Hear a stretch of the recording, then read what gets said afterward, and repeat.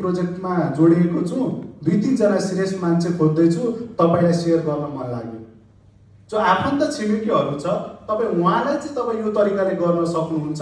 र दोस्रो कुरा चाहिँ हाम्रो सेकेन्ड छ तपाईँको कोल्ड ओपनिङ, जो कि नचिनेको मान्छे सोसल मिडियामा रिफरेन्स र न्यू कन्ट्याक्टहरूले चाहिँ हामीले कसरी ओपनिङ गर्ने त। आजको हाम्रो मेन स्लाइड भनेको नि, आज हाम्रो मेन टपिक भनेको नि यो 3टा कुरामा आएको छ।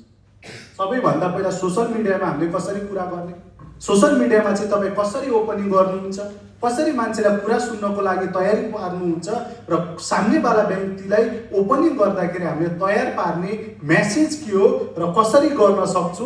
आज हाम्रो मकसद भनेको यो सिर्फ 3टा टपिकमा कुरा गर्नेछु। र दोस्रो कुरा हामी प्र्याक्टिकल गराउनेछु।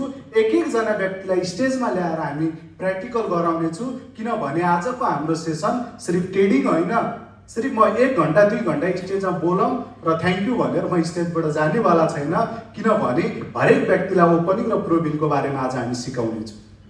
आज यही ओपनिङ र प्रोबिङ गरेर धेरैजना व्यक्तिहरू यो बिजनेसबाट सफल बनेका छन् भने हजुरहरू पनि सफल बन्न चाहनुहुन्छ भने र यो ओपनिङ र प्रोबिङ हजुरले सिक्नुपर्ने हुन्छ। र ओपनिङ र प्रोबिङको बारेमा तपाईँलाई थाहा हुनु पर्यो। र ओपनिङ भनेको के हो त्यो कुरा बुझिसक्नुभयो, उद्देश्य के हो, किन हामीले ओपनिङ गर्नुपर्छ र ओपनिङ गर्दाखेरि के चाहिँ कुराहरू हामीले गर्नु हुँदैन, त्यसको बारेमा पनि तपाईँले बुझ्नु भएको छ। र दोस्रो कुरा अब आफ्नो साथीभाइ आफन्त छिमेकीलाई कुन तरिकाले तपाईँले ओपनिङ गर्नुहुन्छ त्यो कुरा पनि बुझिसक्नु भएको छ। र अब दोस्रो भनेको नचिनेको मान्छेहरूलाई सोसल मिडियामा तपाईँ रिफरेन्सरहरू र नयाँ कन्ट्याक्टहरू कसरी गर्नुहुन्छ। अब नयाँ मान्छेलाई हामीले सोसल मिडियामा कसरी प्लान ओपनिङ गर्ने, सबैभन्दा पहिला हामीले त्यसको बारेमा बुझ्नुपर्ने हुन्छ।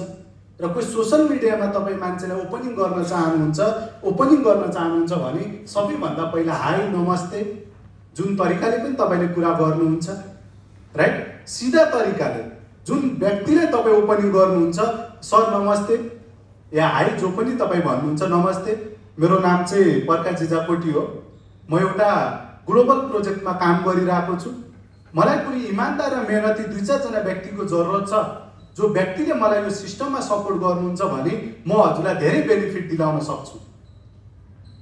जो प्रोजेक्टमा हजुरले मलाई सपोर्ट गर्नुहुन्छ त्यसमा चाहिँ म हजुरलाई धेरै बेनिफिट दिलाउन सक्छु। अगर हजुरसँग समय छ भने के हामी कलमा कुरा गर्न सक्छु त। मैले कुनै कम्पनीको बारेमा, प्रोडक्टको बारेमा लाखौँको कुरा गरेँ त। ओपनिङ गर्दाखेरि हमेसा तपाईँ सोसल मिडियामा ओपनिङ गर्नुहुन्छ भने उहाँलाई मेसेज गर्न सक्नुहुन्छ या लेखेर टाइपिङ गर्न सक्नुहुन्छ। हाई मेरो नाम प्रकाश हो, म एउटा ग्लोबल प्रोजेक्टमा काम गरिरहेको छु, मलाई कुनै इमान्दार र मेहनती 2-4 जना व्यक्तिको जरुरत छ, अगर हजुरले मलाई यो प्रोजेक्टमा सपोर्ट गर्नु